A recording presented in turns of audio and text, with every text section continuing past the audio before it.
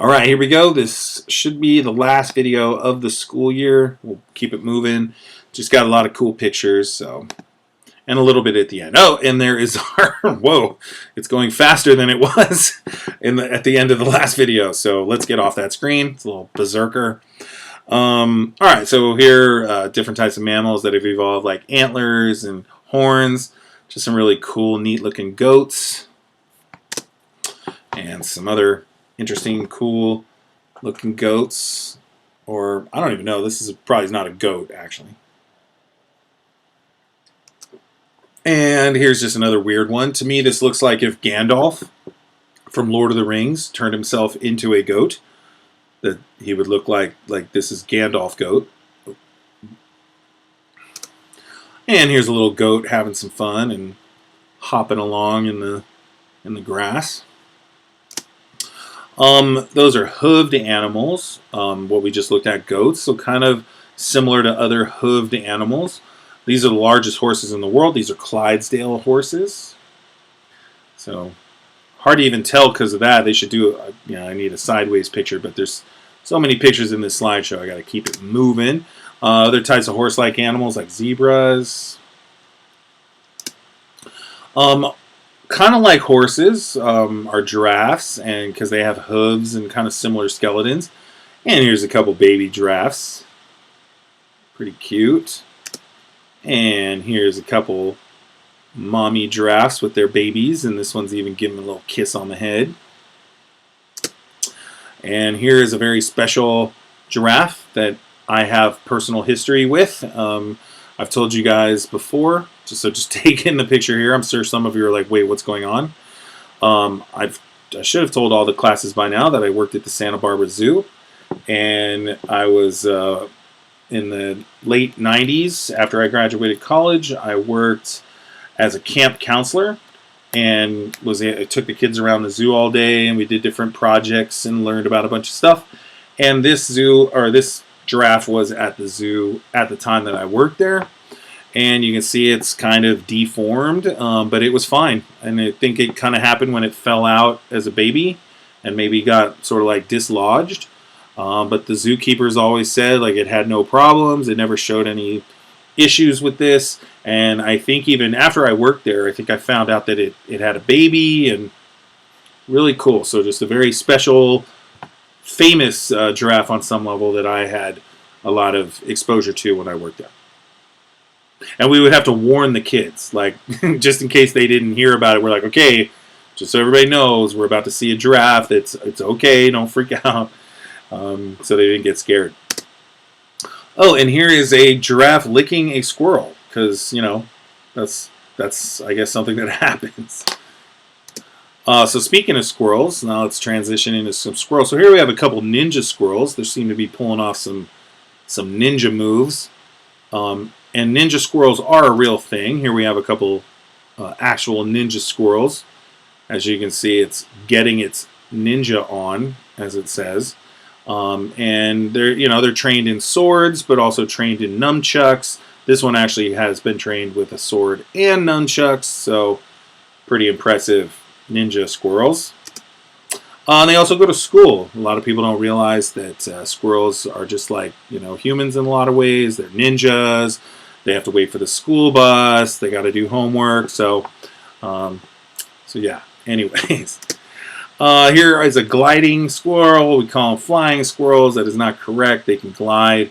I've told you guys that my take on gliding animals like this is they evolve to escape predators. Why would you jump out of a tree unless you really had to? And then eventually probably evolve to getting bugs in the air and stuff like that, or maybe even just cruising around with a pine cone, as in this one's case. Okay, transitioning.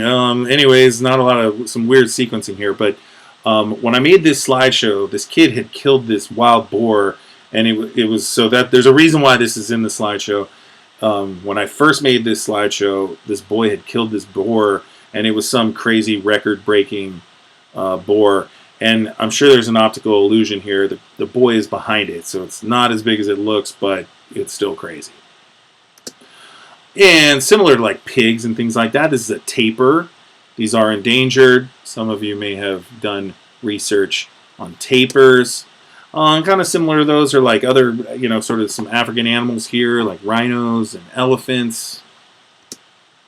And here's a young little rhino next to probably its mom. And here's a little baby rhino, probably with a protective mom. Got that horn right there, protecting her baby. Because sadly, rhinos are some of the most endangered species on Earth. People kill them for their horns and use them to make like what they think are like magic potions. And there's absolutely no evidence that these potions work. And it's just horrible that people are killing these animals. They're very sweet animals. I've seen some really amazing videos where they show how sweet they are too, actually. They're not just naturally crazy aggressive or anything. Some mammals started going back in the water in a lot of ways. So kind of similar to like a rhino or elephants, like a hippo. And also things like otters and beavers. So they start, mammals kind of started going back into the water. And eventually started evolving back, kind of similar to our fish ancestors, started becoming water animals again. But they still have to breathe air. They're not fish. These are mammals. Okay.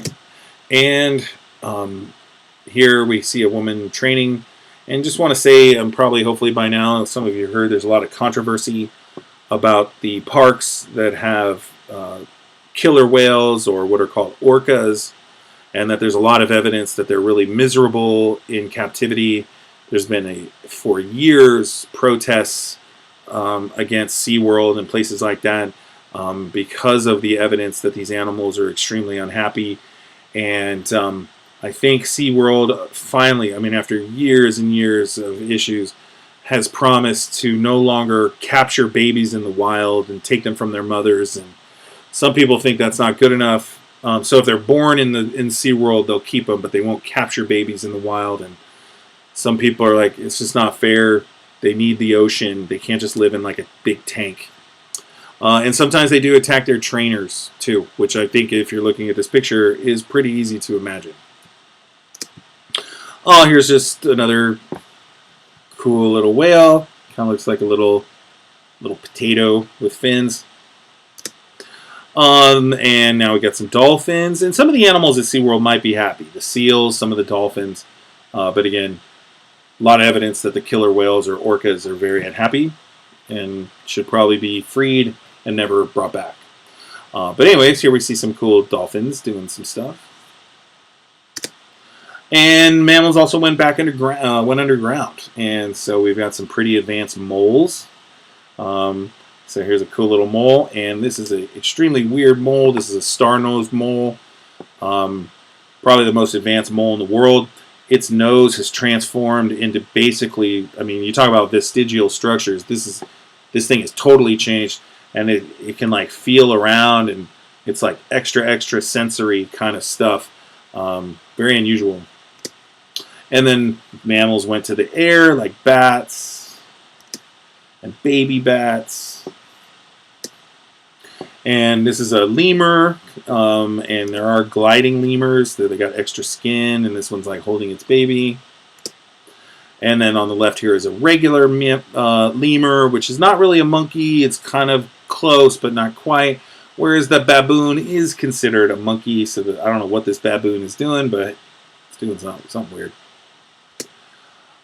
This is a picture I have in class. It's actually in the classroom that I got from National Geographic magazine.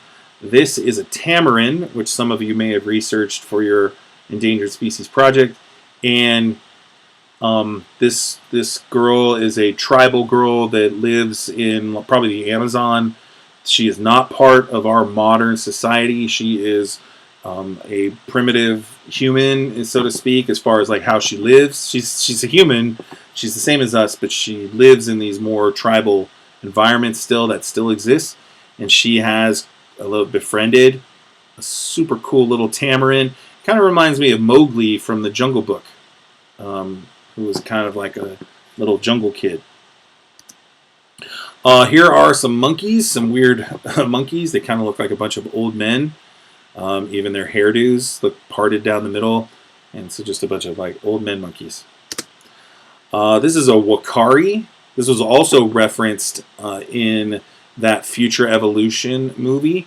And I know some of you did this for your project. These are also an endangered species, and obviously very weird. If you were not aware that Wakaris exist, then you are probably like, "What is that?" and freaking out a little bit.